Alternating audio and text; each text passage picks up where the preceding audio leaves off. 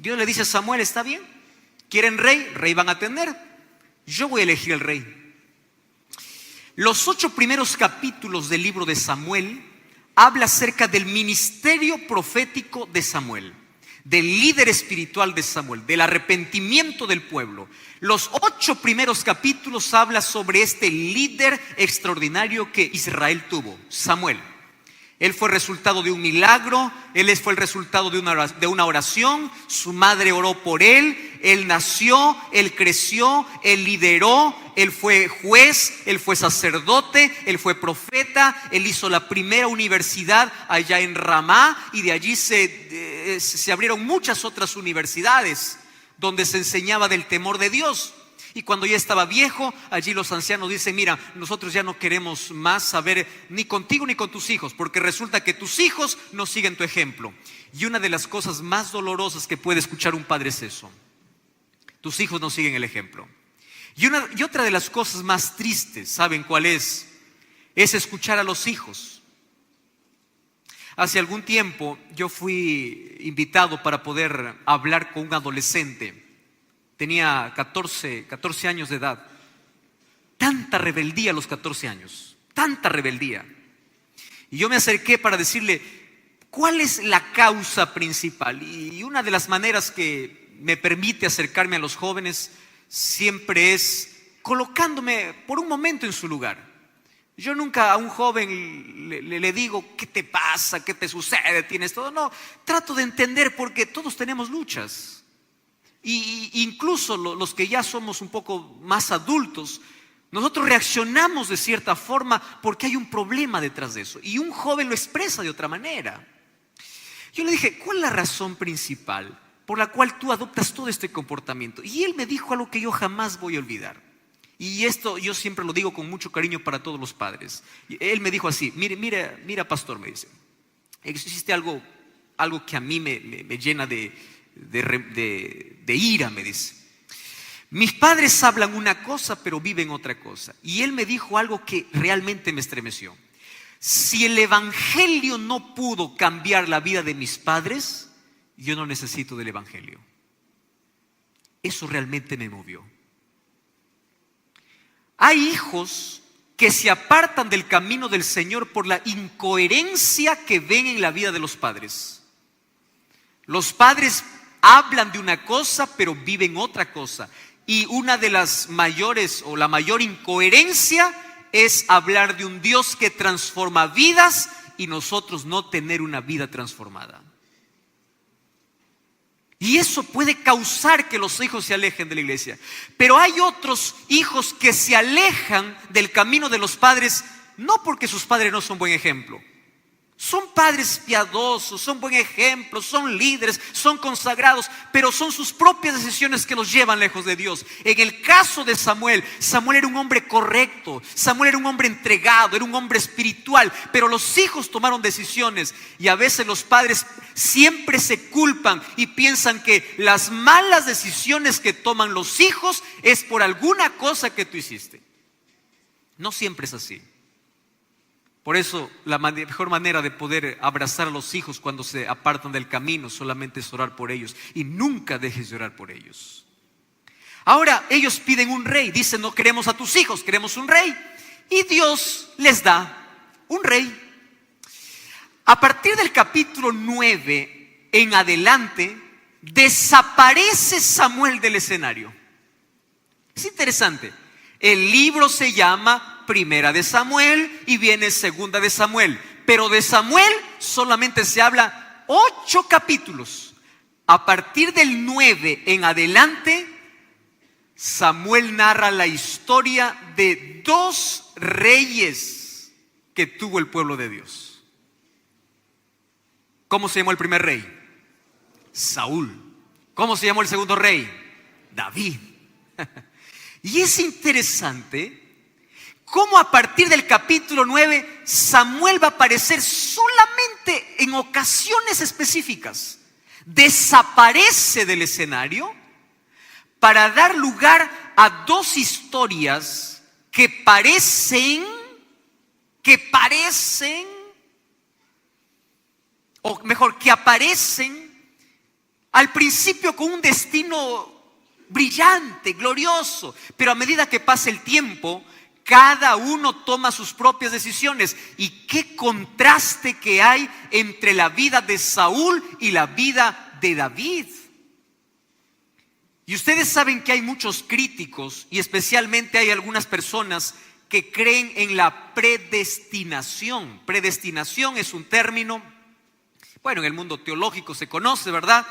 Donde se cree que Dios tiene favoritismo por algunas personas. Es decir, a una persona le dice, tú te vas a salvar, y esa persona se tiene que salvar. Y aquel a quien Dios predestinó que se pierda, se tiene que perder. Y ustedes han escuchado, no sé si ustedes han escuchado, pero yo a menudo escucho, dicen, no, yo no sirvo para ser cristiano. Para mí no es el cristianismo. ¿Por qué? No, yo no nací para eso. Dios no me eligió para eso. Porque creen que Dios predestina. Dios ciertamente elige personas para salvación y perdición. Escúchame una cosa.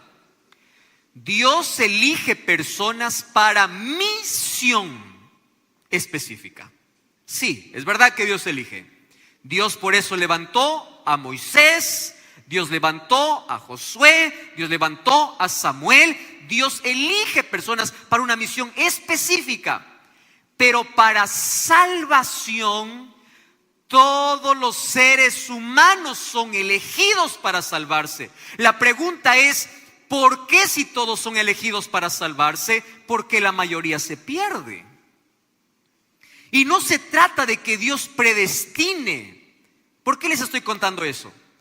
Porque hay algunos que revisan la historia de Saúl y dicen, pobre Saúl, Saúl tuvo menos oportunidades. No, Saúl tuvo las mismas oportunidades que David. Hay otros que comparan la vida de David con la vida de Saúl y dicen, David fue un asesino, David fue un adúltero, y cómo Dios lo preservó en el reino, y el pobre Saúl apenas cometió un pecado. Eso veremos mañana. Mañana vamos a ver cómo es que Saúl llegó rápidamente a una línea de un punto sin retorno. ¿Cómo? Si él fue tan bien elegido por Dios. Hay una palabra que nos divide entre un ser humano y otro, es la palabra decisión. Todos los seres humanos tomamos decisiones. Dios, el mismo que eligió a Saúl, eligió a David. Es el mismo Dios. Pero estos dos hombres, aunque tuvieron el mismo encuentro con Dios, no caminaron de la misma manera con Dios.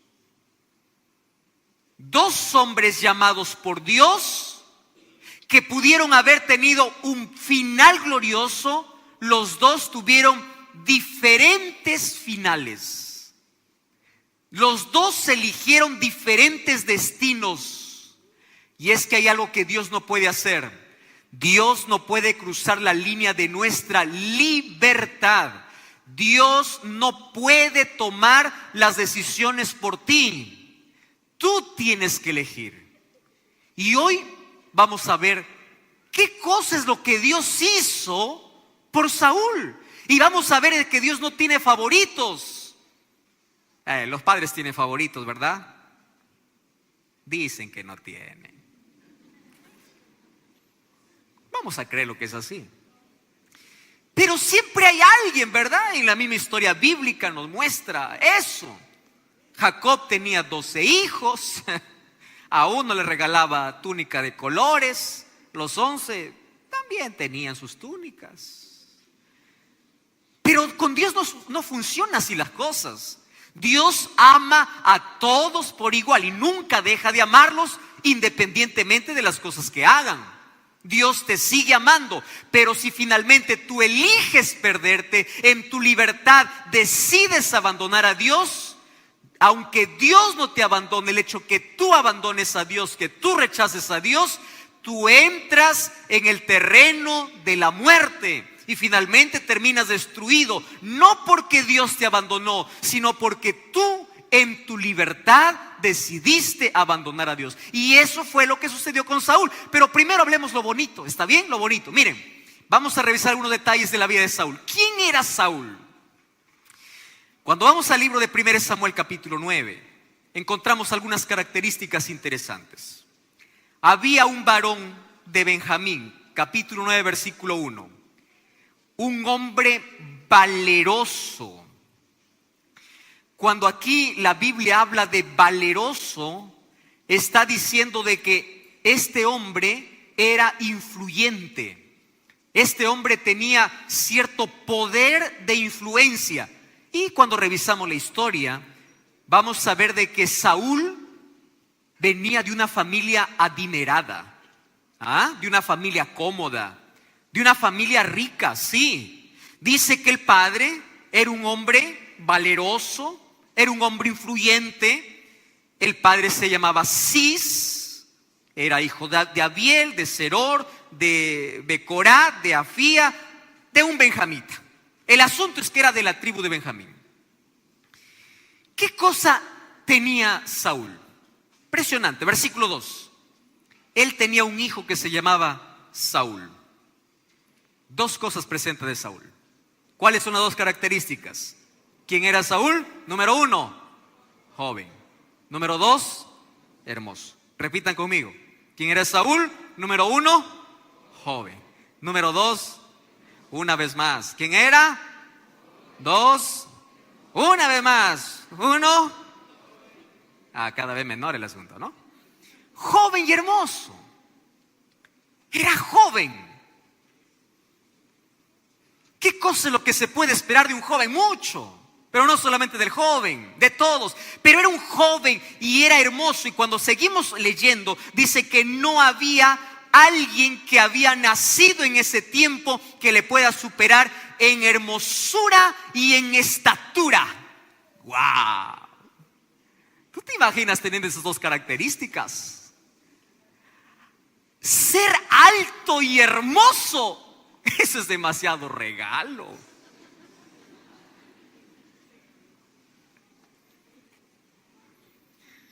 Puede ser hermoso, pero no tan alto. Puede ser alto, pero no tan hermoso. Y fíjate que los ojos del pueblo estaban en él como diciendo: este nació para gobernar. Tú ya viste a alguien y a primera vista dices: tiene cara. ¿Viste? ¿Tú alguna vez juzgaste así? Parece,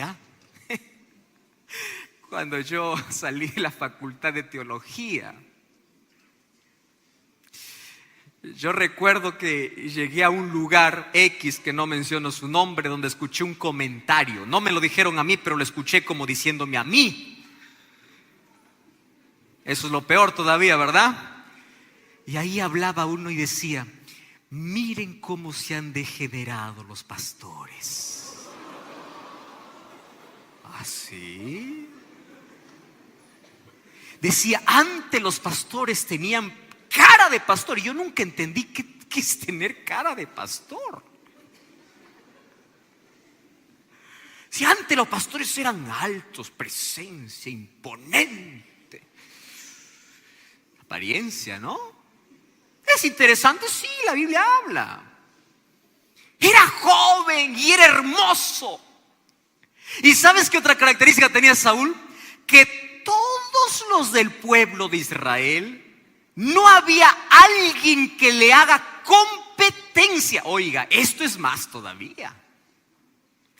Porque dice que él era de la altura del hombro hacia arriba, a diferencia de los demás, ¿verdad? O sea, todos los demás le daban ¿dónde? En el hombro. Esto lo van a entender solo los que son altos. Sentirse pequeño no es tan bonito. En el Perú se encuentra el segundo hombre más alto del mundo. Yo no sé si continúa siendo el hombre más alto del mundo, el segundo, pero él es segundo. Margarito Machaguay. Es un hombre que no paraba de crecer. Y ustedes saben que él se bautizó, es miembro de nuestra iglesia adventista. Y si ustedes buscan su bautismo, hubieron 2 pastores para bautizar. Y cuando bueno, eso no cuento mejor. Y un día, cuando yo era capellán allí de algún colegio, le invito para una cierta ceremonia y viene Margarito. Yo fui a recibir a Margarito.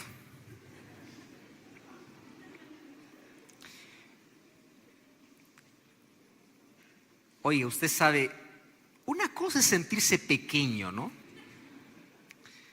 Pero otra cosa es sentirse ya demasiado. Le di la mano a ese hombre, tremendo hombre, tremendo, y yo le pedí una foto para desgracia mía. Me dice, sí, con tanto amor, ¿verdad? Oiga, yo me acerqué a él y me di cuenta que yo era una pierna de Margarito.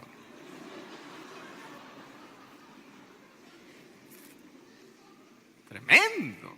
Ustedes no saben qué es sentirse así. Ustedes se imaginan qué cosa es mirar desde arriba todo, ¿verdad? Y uno que es chiquito siempre está mirando hacia arriba, ¿verdad? Y el de arriba empieza a mirar. Oiga, uno siente, imagino, yo no siento eso, pero imagino que el que es un poco más alto que los demás empieza a mirar como diciendo, mira, pues no, que hay un poquito más de presencia, de cosas. No quiero decir que eso es el asunto de todos, pero de algunos puede ser así. Y ahí estaba Saúl. Mira qué privilegio. Número 1, era rico. Wow, acomodado, nació en una familia buena. Número 2, pertenecía a una de las tribus de Israel. Número 3, era joven. Número 4, era hermoso. Número 5, era alto. ¿Qué más podía pedir? Saúl tenía todo, un futuro brillante. Era el líder que todos pedían. Era el hombre que todos amaban. Era el hombre ideal para el puesto ideal. Y para mejorar las cosas, Dios también coloca sus ojos en él para liderar a su pueblo. ¿Qué más privilegio? Dime, ¿qué más bendición? Tiene todo. Y ahí está Saúl. Y un día se le pierde las asnas a su padre.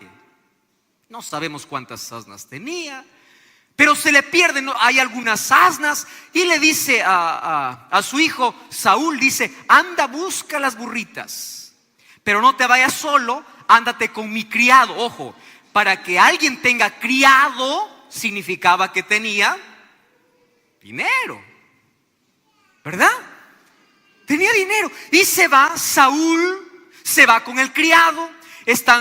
Caminan, no encuentran las burritas, y un día ya está cansado de caminar, y Saúl dice, vaya a ser que mi padre, en lugar de estar preocupado por las asnas, esté preocupado por mí. Claro, no había manera de comunicarse, no había teléfono, no había WhatsApp, no había Facebook, no había nada. Entonces, ¿cómo sé? No había ni siquiera teléfono, que estoy bien. Mejor regresémonos.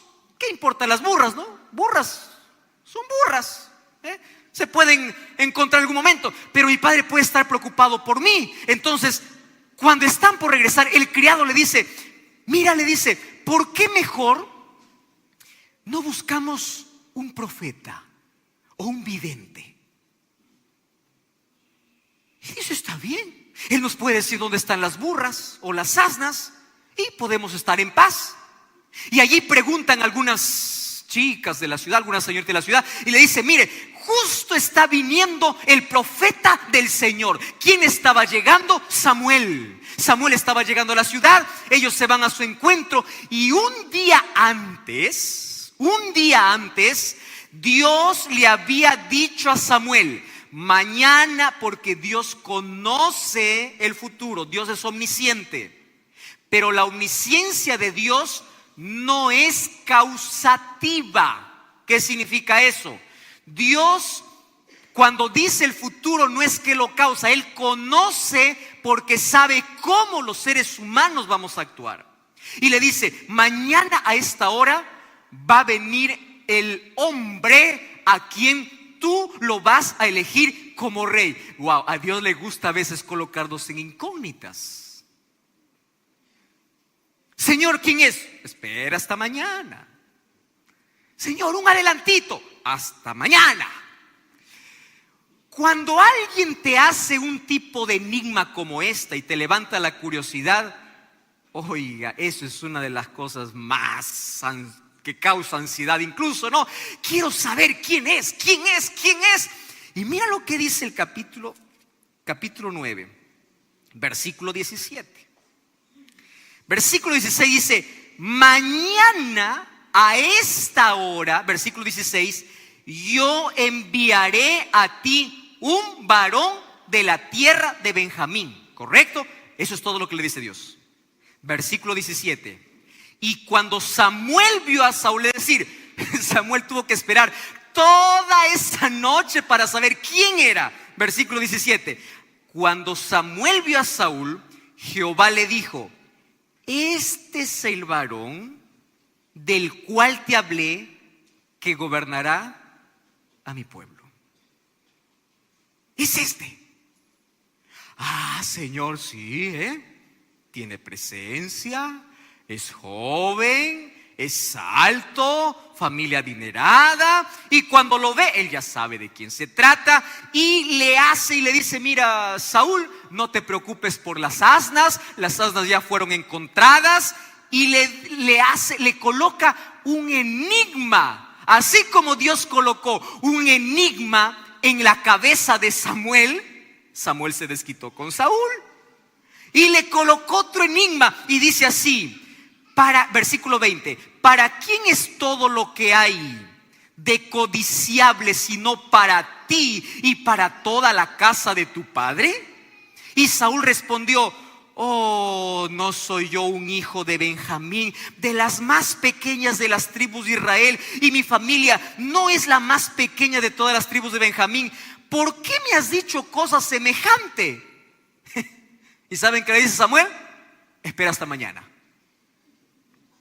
Y imagínense Saúl, ¿qué me habrá querido decir? ¿Qué me habrá querido decir? ¿Qué me habrá querido decir? Y al día siguiente, cuando se levanta, capítulo 10, ¿qué sucede? Samuel tomó una redoma de aceite, la derramó sobre su cabeza, lo besó y le dijo: ¿no te ha ungido Jehová por príncipe sobre su pueblo? ¡Wow! ¿Ustedes se imaginan el conjunto de emociones que está viviendo aquí Saúl? Se fue por asnas, termina rey. Se fue a buscar asnas perdidas. Una de las cosas que me encanta de este Dios incomparable es que a Dios le gusta colocar sorpresas en nuestro camino. Dios interrumpe nuestra rutina de vida para sorprendernos y nos da inmensas alegrías, nos hace sonreír. Hay cosas inesperadas. Yo no sé cuántas cosas tienes que contar en tu vida, de cosas que jamás soñaste en tu vida, que un día Dios te iba a dar y Dios te dio. Se fue a buscar asnas y allí regresa, ya no como buscador de asnas, sino como el rey de Israel. Más allí Samuel le dice: mira, lo que yo he hecho contigo es medio secreto. Todavía no lo publiques, porque después yo voy a llamar a reunión y todos van a reconocerte como rey. Trato hecho. Tanto así que el tío de Saúl le pregunta y le dice: oye, dime, ¿qué te dijo el profeta? Y él le declaró: mira, me fue todo bien. Pero no le declaró que era el rey. Mira, ¿sabes cómo comenzó Saúl? Siendo humilde. Porque Dios siempre busca personas simples, personas humildes. A pesar de que Saúl era rico, a pesar de que era alto, a pesar de que era hermoso, a pesar de que era joven, a pesar de que era capaz, a pesar de que era el codiciable, él era humilde y le dice: yo soy el más pequeño, yo soy el más insignificante, pero si Dios me ha elegido, allá voy. Él comenzó bien. Pregunto, ¿comenzó bien o no comenzó bien? Comenzó bien. ¿Dios lo eligió o no lo eligió? Dios lo eligió. Él comenzó teniendo todas las oportunidades como tú y yo tenemos ahora. todas las oportunidades para tener un destino glorioso, pero nuestras decisiones pueden cambiar el destino que Dios tiene para nosotros. Nuestras decisiones. Y para completar la historia, ¿qué cosa le dice Samuel? Mira, le dice, eso no es todo. Dios tiene un par de sorpresas para ti. ¿Más? Sí, más sorpresas. ¿Qué va a suceder? Cuando tú te regreses por el camino, tú vas a encontrar a 3 hombres que te van a dar pan. Oiga, hasta esos detalles. Y cuando Saúl regresaba por ese camino, realmente encontró a 3 hombres que le entregaron pan. Y le dice, no solo eso, tú vas a seguir caminando. Mientras camines a la casa de tu padre, tú vas a encontrar a un grupo de profetas. Mira el versículo 6 del capítulo 10. Mira lo que dice. Capítulo 6 dice: entonces el Espíritu de Jehová vendrá sobre ti con poder. ¿Y qué cosa vas a hacer? Vas a profetizar con ellos y serás mudado en otro hombre. Y cuando todo esto te haya sucedido, es decir, cuando estas señales hayan acontecido sobre ti, haz todo lo que te viniera a la mano, porque Dios está contigo. Qué linda expresión. No existe mejor expresión que puedas escuchar en la vida de que Dios te respalda, de que Dios está contigo. Y le dice, si tú no crees que Dios te ha elegido, va a suceder esto, esto y esto. Y cuando veas que eso te sucede, recuerda, Dios está contigo, Dios está contigo. Acompáñame, por favor. Hombre rico, ¿qué más? Hombre alto, hombre hermoso, hombre inteligente, elegido por Dios. Ahora Dios le da evidencias, ahora Dios está con él. ¿Qué más puede pedir un hombre? ¿Qué más? Tiene todo. ¿No les parece tantas oportunidades, verdad? Tantos privilegios, ¿verdad? Pero nuestras decisiones pueden cambiar para siempre nuestro destino. Me encanta el versículo 9. Presta atención a lo que dice el versículo 9. Aconteció luego que al volver él la espalda para apartarse de Samuel, ¿qué cosa hizo Dios? Dios cambió su corazón. Y todas estas señales acontecieron en ese día. Préstame atención a lo que te voy a decir ahora. Buena estatura, buena riqueza, buen parecer no es suficiente. O mejor, nada de eso es suficiente. La única cosa que Dios hace y es especialista en hacer en todas las personas, la mayor especialidad de Dios es transformar corazones. El mayor respaldo, el mayor milagro que Dios puede hacer en ti, ¿sabes cuál es? Cambiar corazones. La frase más importante que yo encuentro en esta historia es esta: Dios cambió su corazón.